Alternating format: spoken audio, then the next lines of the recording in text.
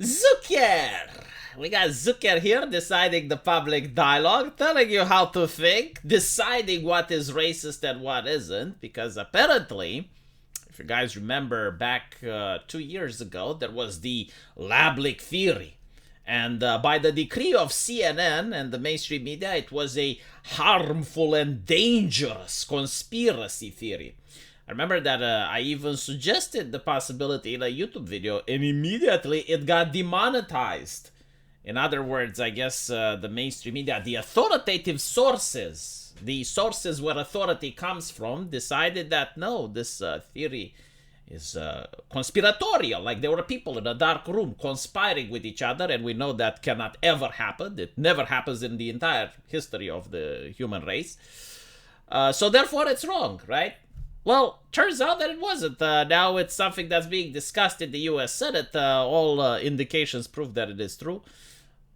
My video still got demonetized, by the way. And now CNN is under fire because the staff were told by the ex-boss Jeff Zucker to leave that shit alone.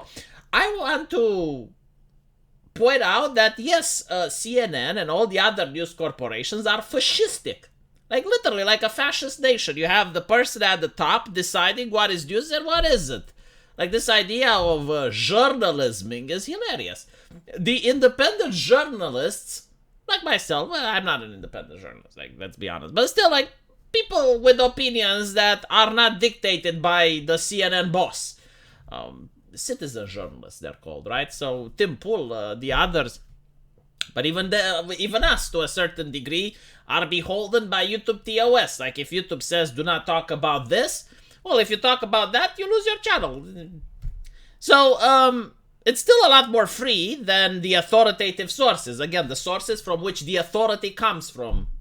CNN, MSNBC, all of the other. So, what's interesting is that, apparently, it was racist to suggest this theory.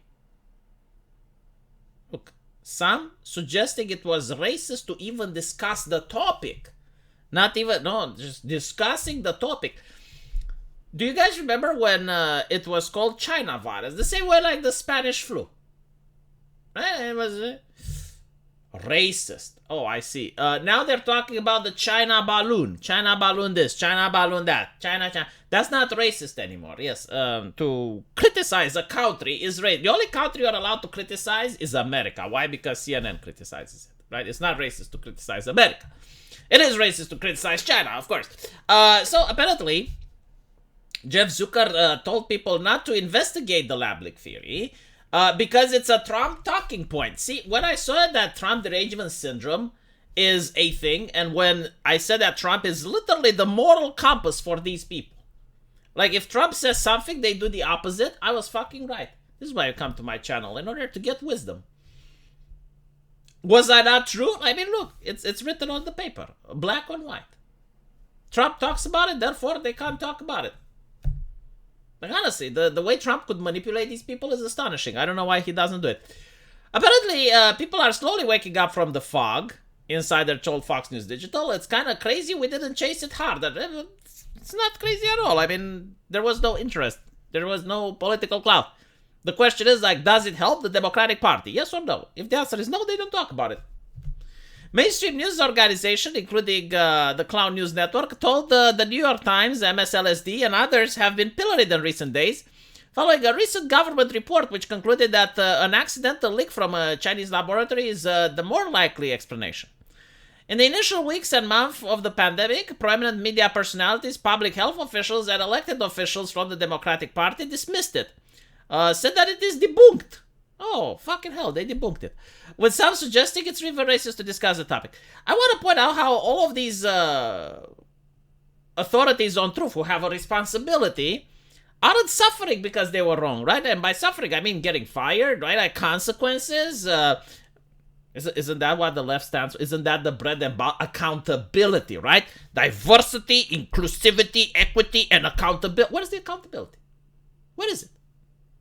Why are they held accountable? Like, if you're responsible for something, right? If I'm responsible to take out the trash, the wife gets upset when I don't take out the trash, right? There are consequences. She starts nagging. Where are the consequences for this? I mean, you have the responsibility to decide what people get to talk and not, right? Like, you're the fact checker. You decide where the authority comes from. And yet, no responsibility. Like, if you're an engineer and you build a bridge and it collapses, you're responsible. If you're the captain of a ship and you maroon it ashore, you're responsible. But for some fucking reason, the people who are deciding fact from fiction are never held responsible for fucking anything. In fact, I bet that the fact checkers who fact check wrongly on this are still in business today, and probably they will get promoted.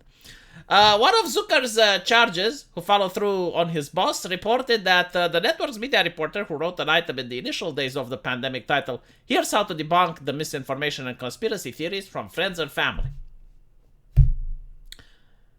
The arrogance that they're having, my fucking god, like, this is what upsets a lot of people, right? Like, they're the arbiters of truth. And when you look back, this is something that I told a lot of people to do, like, read the articles from CNN from 4 years ago. Just do it as a thought experiment. And you see, because now that you're 4 years in the future, you know what's true and what isn't. And you will see how arrogant they are on their lies. Like, they talk about shit that's not true with an absolute certainty. Like a priest talking to his congregation. And they're, like, it's insane. When you read the articles from today, you don't really realize that, because it's usually, like, they will say stuff like, well, inflation isn't going to happen. Inflation isn't real. Inflation is a conspiracy theory. That's the beautiful articles you get to read if you go 3 years ago. With an absolute certainty, mocking the people that disagree with them. And this is like on a daily basis. Just go back 3 years in the past. Read the papers. Trust me. You'll be enlightened. In some cases, relatives and friends share poor information, whether it is bad science, debunked rumors, or conspiracy theories. Yeah. By the way, how many conspiracy theories about this shit didn't turn out to be true by now? Because, like, the idea that, well, people don't conspire. Like, conspiracy theory just means shit they don't want you to talk about. That's literally the translation, right? Like, remove the word conspiracy theory and replace it with shit they don't want you to talk about, and all the sentences make sense. Any strain of misinformation is not ideal. Misinformation related. I want to point out that people that are the most worried about misinformation are the people that are misinforming the most. Like, in this case, CNN. They literally misinformed. They said that, no, it's not true, and now it is. Right? So they misinformed. Horrible. No punishment. Well, I guess Jeff Zucker isn't at CNN anymore, right? So there's that.